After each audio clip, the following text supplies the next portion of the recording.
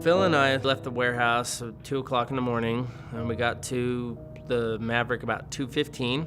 We were pulling the order off the truck, and I hear someone yelling, and all of a sudden a car pulls up right behind me and asks if I saw someone running around screaming. I said, no, sorry, I haven't. And I walked around to the other side of my truck to where Phil was, and I said, dude, stay close because there's some weird stuff going on. Some guy, he was being followed by some SUV and screaming. I took my last stack in. I'm walking back out of the Maverick, and I'm starting to hear all these noises and screams coming back from the Maverick.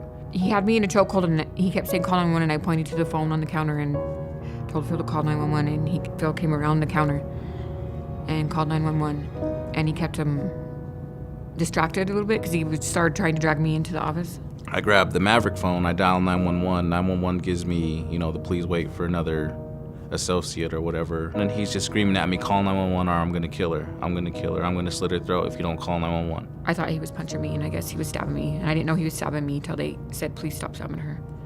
He just kept stabbing her, and it hurt me every time he stabbed her because, nobody should go through that, nobody.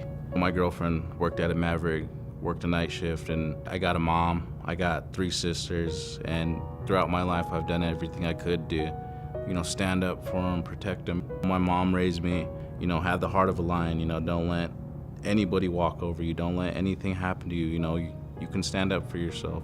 Just wanted to, protect her because when I looked at her, I saw my mom, I saw my sister, I saw my girlfriend. The last straw was when he went for her neck, and luckily she ducked and it caught her in the chin. He stabbed her in her face. And I think I'm only lucky enough to be stabbed in my face because his arm was around me like this, so it hit me right here instead of in my neck because he said he was going to cut my throat.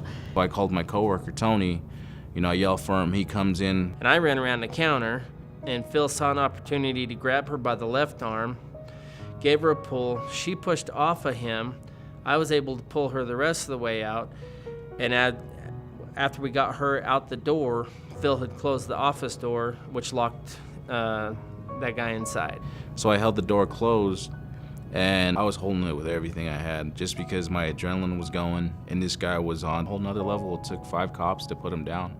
So, I was holding on to that thing for dear life. The cops show up. They ended up taking the door, and I was able to go outside. I was stabbed 6 times where it went all the way in and it cut me, and I had stitches, and then I have numerous nicks and cuts all over my body. My finger broke because I was blocking him. I just still think I'm still dealing with it in my own way. I just try to keep myself in the here and now, not in what could have been and what could happen. They're going to be heroes for the rest of their lives, for the rest of my life. I'm so grateful for them.